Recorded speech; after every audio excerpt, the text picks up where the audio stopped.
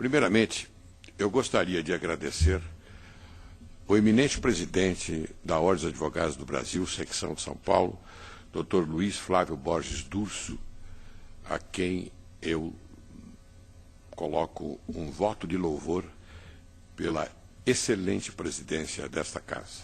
E também, na parte cultural, o Dr. Humberto Luiz Borges Durso.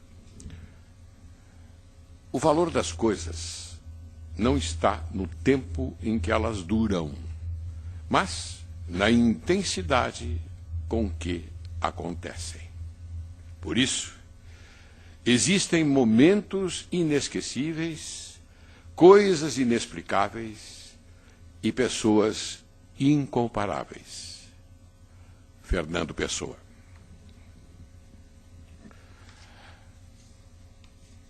Hoje eu vou falar a respeito das observações sobre os novos rumos do anteprojeto do Código de Processo Penal.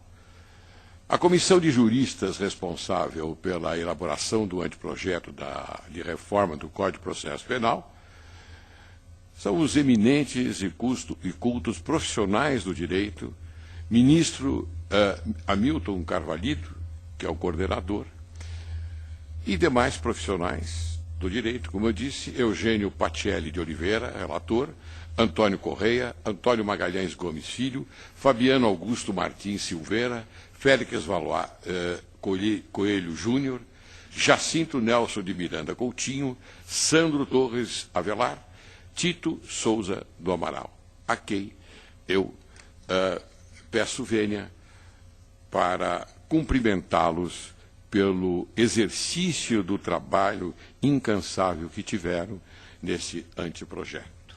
Projeção da palestra. Destaque comparativo sobre a exposição de motivos do atual Código de Processo Penal e do anteprojeto, observadas as cláusulas pétreas contidas no artigo 5º da Constituição Federal. É óbvio que nós não podemos falar de toda a modificação do Código de Processo Penal. Entretanto, nós vamos falar sobre alguns artigos, ou melhor, alguns institutos: embargos infringentes e de nulidade, embargos de declaração, habeas corpus e júri. Eu gostaria de destacar, como comparativo sobre a exposição de motivos do atual Código de Processo Penal e do anteprojeto, observações, consoante as cláusulas pétreas contidas no artigo 5º da Constituição Federal. Bem, com a manutenção do texto original da exposição de motivos do Código de Processo Penal de 1941, preservou-se somente o valor histórico, uma vez que, após repetidas alterações em seu texto, certos pontos relevantes da citada exposição de motivos restaram em dissonância com a norma penal e processual odierna. Como exemplo, nós podemos citar inúmeros, mas eu vou me ater, como disse, aquelas observações. A visão instrumental restou inaplicável diante da nova Carta Política de 88.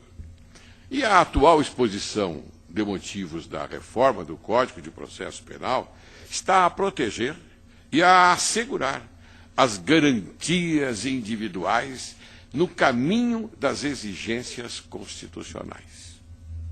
Prevê, estruturalmente, a projeção das regras em obediência aos princípios fundamentais, trazendo grande contribuição quanto à geração dos direitos civis, dando à vítima poderes para ingressar nos autos, não só como assistente de acusação, mas também, ou apenas, se assim decidir, como parte processual a ser contemplada na sentença penal condenatória. O que foi lido agora está na lei, ou seja, na própria exposição de motivos.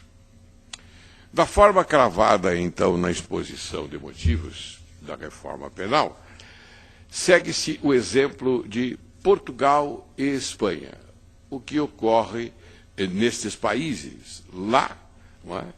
Previu-se, aliás, o concurso entre ação penal e ação civil.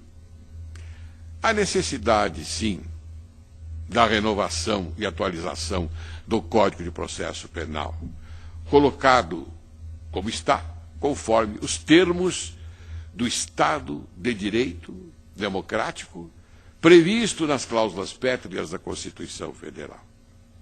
Salvo, é óbvio, as análises que nós vamos passar a decifrar e criticar conforme nosso modesto entendimento, pedindo-se vênia, desde já, pela discordância nos pontos atacados, aos nobres e cultos idealizadores do anteprojeto da reforma do Código de Processo Penal.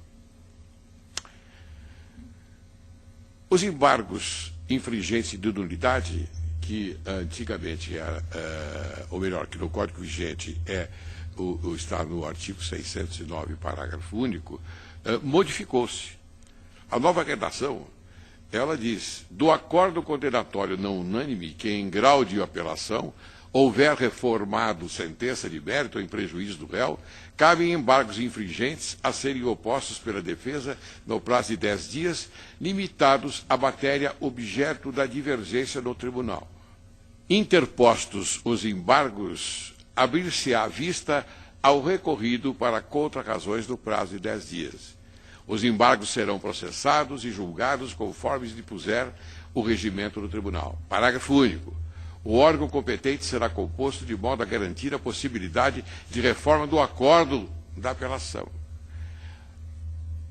Uma alteração importante é esta, do artigo 481, que diz: do sorteio do novo relator será excluído aquele que exerceu tal função no julgamento da apelação. Então vejam, os senhores, que esta alteração é importante. Criou-se um capítulo específico para tratar do assunto. E deixaram também de existir os embargos de nulidade. E naquele momento dessa alteração, o antigo relator, não é? Ele não passa mais a fazer parte, não é, daquilo que há no Código de Processo Penal vigente, ou seja, o juízo de retratação. Nos embargos de declaração também, que o artigo 619, houve uma modificação. Lembramos que o Código vigente, ele fala em ambiguidade, obscuridade, contradição ou omissão. E, na nova redação, a ambiguidade foi preterida por somente a obscuridade ou contradição. Então, foi excluída a figura da ambiguidade. Limitação expressa da oposição dos embargos de declaração uma única vez. Pré-determinação de prazo para julgamento dos embargos de declaração. Expressa disposição acerca do efeito suspensivo do recurso.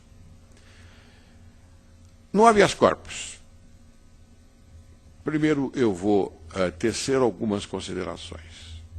Primeiramente, destaca-se o fato de o habeas corpus finalmente estar contido no capítulo correto, ou seja, de ações e de impugnações, disposto especificamente no livro 4º, capítulo 2, e não mais na parte destinada a recursos, como está no Código de Processo Penal vigente.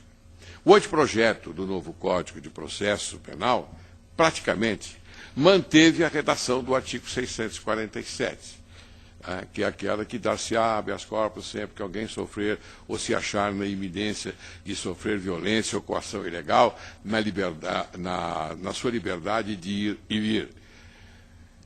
Somente substituiu o termo liberdade de ir e vir por direito de locomoção, ficando da seguinte forma: dar-se-á habeas corpus sempre que alguém sofrer ou se achar ameaçado de sofrer violência ou coação ilegal no seu direito de locomoção, ressalvados os casos de punição disciplinar. Alteração do conceito de coação ilegal, antes cabível a qualquer espécie ou ato de um fato injusto, e agora limitado a hipóteses referente à prisão. Perda, então, do caráter polivalente do habeas corpus com a expressa vedação de sua impetração quando couber medida ou recurso específico. No nosso modesto entender, houve uma certa restrição à liberdade individual, a liberdade para que os advogados possam impetrar um habeas corpus quando alguém sofrer uma coação ilegal. Isso no nosso modesto, na nossa modesta opinião. A nova redação no tocante ao habeas corpus fala em a coação considerar-se-á ilegal quando não houver justa causa para a prisão ou para a sua decretação.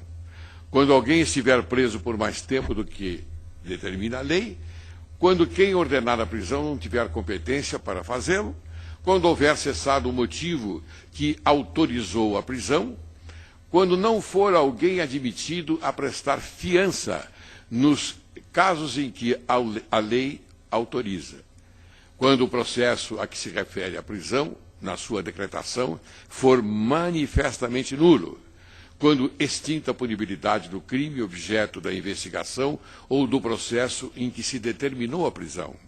Parágrafo único. Não se admitirá o habeas corpus na hipótese em que seja previsto recurso com efeito suspensivo. Houve também a correção do artigo 650, inciso 1, bem como expressa determinação e especificação da competência geral, não somente a originária. Então, senhoras e senhores, advogados e advogadas, membros do Ministério Público, magistrados e magistradas, esta nova redação, no seu artigo 638, diz que competirá conhecer do pedido de habeas corpus o Supremo Tribunal Federal, nos casos previstos do artigo 102, inciso 1, alíneas D e I da Constituição da República, o Superior Tribunal de Justiça, nos casos previstos no artigo 105, inciso 1, alínea C da Constituição da República, os tribunais sempre que os atos de violência ou coação ilegal forem atribuídos ao juiz das garantias, à turma recursal ou à autoridade sujeita à competência originária destes tribunais. As turmas recursais, sempre que os atos de violência ou coação ilegal provierem do juizado especial criminal, ao juiz das garantias em relação aos atos eivados de ilegalidade e realizados no curso da investigação e ao juiz do processo, quando encerrada a jurisdição daquele. Parágrafo único. A competência do juiz ou tribunal cessará sempre que a violência ou a coação provier de autoridade judiciária de igual ou superior hierarquia jurisdicional. Possibilidade de impetração do HC por termo na secretaria do juízo competente. Então, percebam que agora também, na nova redação, o habeas corpus poderá ser impetrado por qualquer pessoa em seu favor ou de outrem. Parágrafo 1º. A petição de habeas corpus conterá aqueles mesmos requisitos anteriores, assinatura do impetrante ou de alguém a seu rogo, quando não souber ou não puder escrever, e a designação das respectivas residências, não é? A declaração em espécie e de constrangimento, etc., etc. E também expressa determinação da possibilidade de pedido liminar, antes somente concedido por conta de construção jurisprudencial e doutrinária. Possibilidade de soltura do paciente se estiver preso, for solicitada sua apresentação e esta não for cumprida pela autoridade competente. E a nova redação também diz que, recebida a petição de habeas corpus, o juiz, se não for o caso de concessão de cautela liminar, percebam, liminar, ela passou agora a ter um nome composto. Seria cautela liminar, concessão de cautela liminar. Estando preso o paciente, mandará que esse lhe seja imediatamente apresentado e dia e hora que designar, se entender imprescindível ao julgamento do processo. Parágrafo único.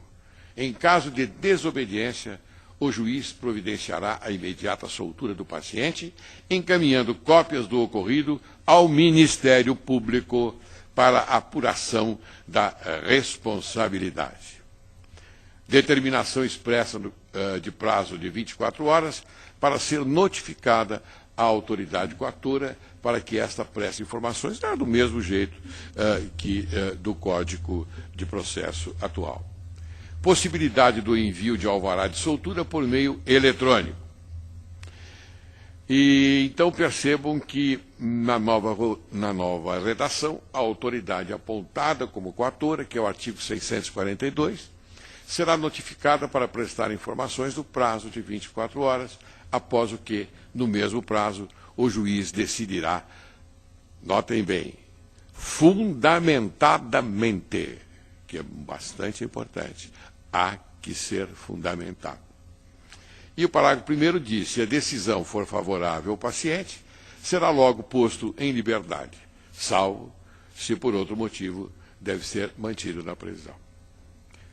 E parágrafo 2º, se a liberdade decorrer do fato de não ter sido o paciente admitido a prestar fiança, o juiz arbitrará o valor desta, que poderá ser prestada perante ele, remetendo, nesse caso, à autoridade os respectivos autos para serem anexados aos do inquérito policial ou aos do processo judicial. Então, aqui, no caso, houve uma desburocratização em caso de competência originária para julgar o HC, que esse deverá ser apresentado no protocolo para imediata distribuição.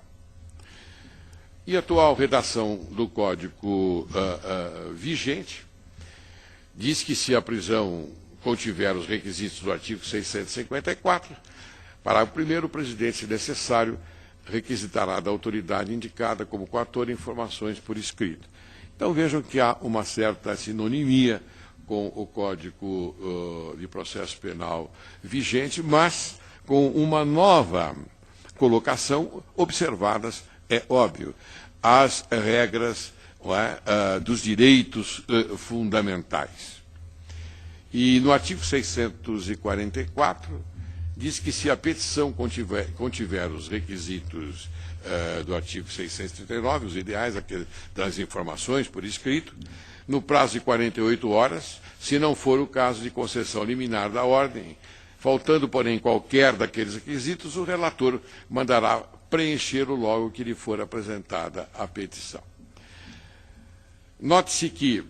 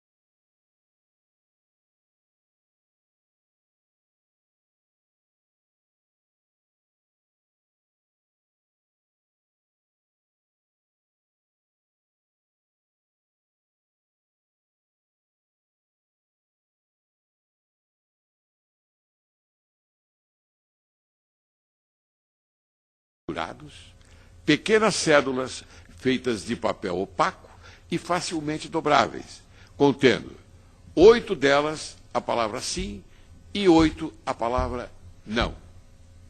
Parágrafo único. O juiz-presidente advertirá as partes de que não será permitida qualquer intervenção que possa perturbar a livre manifestação. No meu modo de entender, trata-se de uma posição teratológica. É preciso dizer que o Código de Processo Penal atual prevê um corpo de jurados, conselho de sentença, com 7 pessoas. Agora, e muito bem feito, aliás, eu acho que deve-se aplaudir, houve o agregamento de mais um jurado. Quer dizer, mais um jurado para compor o corpo de jurados, o conselho de sentença. Eu acho que essa ideia foi magnífica, mas eu me refiro a esta contradição. A contradição é que o artigo 387 fala que eles devem conversar durante 1 hora, até 1 hora, a respeito dos fatos tratados na sessão do júri, do plenário do júri. Ora, senhoras e senhores, convenhamos. O Ministério Público tem a sua tese, a defesa tem a sua tese. Então colocam aos jurados. Até aqui, nós estamos guarnecidos pelo princípio da incomunicabilidade dos jurados. Eles não podem se comunicar. Se um olhar para o outro, já há uma intenção de quebra de comunicabilidade, de incomunicabilidade. Então, percebam, neste momento do Tribunal do Júri da sessão, ocorre o princípio da incomunicabilidade. E, de repente, esse artigo vem falar sobre a comunicabilidade entre os jurados. 8. Nós sabemos muito bem, inclusive com experiência em outros países, que há possibilidade de alguma coisa ocorrer diferentemente. Porque os jurados estão se comunicando. Houve, então, a quebra da incomunicabilidade, gente. Isto não pode acontecer. Não pode acontecer porque se você começa um julgamento de uma maneira, ele deve ser respeitado até o fim. Então, no meu modo de ver, e eu peço vênia aos idealizadores do projeto, que não tem sentido, que há uma contradição. Não há possibilidade de se manter esse artigo, porque logo em seguida eles retornam ao princípio da incomunicabilidade para votar. Ora, eles já votaram lá dentro, já conversaram, já sabem se o réu, ou prefiro dizer acusado, se o acusado vai ser absolvido ou vai ser condenado. Ele já tem plena convicção sobre o assunto. Então, me parece que isto não está bem colocado. Senhores idealizadores, eu tenho uma sugestão. E vou me atrever a dá-la aqui, nesta sessão. Sugestão para modificação deste tópico. 8 jurados em sala especial ou secreta votarão em um dos pares, de seus pares, para levar o veredito ao plenário quando ocorrer a deliberação ou decisão, sem limitação de tempo. Eu não quero que se condene ou absolva um réu em apenas 1 hora. Nós, magistrados, quando pegamos um processo para decidir, levamos dias, porque temos que ter a convicção. Como é que 1 hora, juízes leigos não é, vão decidir sobre a sorte de alguém, de um acusado que cometeu um homicídio ou não cometeu um homicídio. Então percebam que é uma temeridade, mas continuo, sem limitação de tempo. Quando chegarem a uma decisão, os jurados se dirigirão ao plenário e o jurado escolhido se levantará com uma cédula na mão, solicitando ao meirinho entregá-la ao juiz-presidente, que anunciará a sorte do acusado. Culpado ou inocente. Nada de cédula, nada de sorteio ou coisa parecida. Apenas culpado ou inocente. Se vocês querem inovar, trazendo parte do júri americano, é óbvio que vocês devem completar, com todo respeito. Completar no sentido de que tudo fique de acordo com a legalidade, meu Deus do céu. Tudo fique de acordo com a Constituição Federal. E depois, então, o juiz se encarregará de aplicar a pena e o fará conforme a fixação da pena regrada na parte geral do Código Penal, artigos 59 e seguintes. Os jurados, como é agora, como sempre foi, não vão aplicar pena. Quem aplica a pena é o magistrado, aquele que entende, aquele que, afinal de contas, é o profissional do direito, capacitado, habilitado para isto. Percebam que esta coerência, não é, que eu estou aqui pedindo vênia aos idealizadores, e eles que me perdoem, mas é a minha convicção. Eu, como digo, com todo respeito a eles, porque os conheço, são pessoas de altíssima capacidade intelectual, mas pede-se, não é, para que se faça uma correção nesta parte. Uma correção que será saudável. Eu entendo que será saudável até do ponto de vista de coordenação com a Constituição, com as cláusulas pétreas do artigo 5º da Constituição Federal. Eu, com estas considerações, eu quero dizer que respeitar as opções do outro em qualquer aspecto é uma das maiores virtudes que o ser humano pode ter. E eu respeito. As pessoas são diferentes, agem diferente e pensam diferente. Nunca julgue, apenas compreenda. São citações.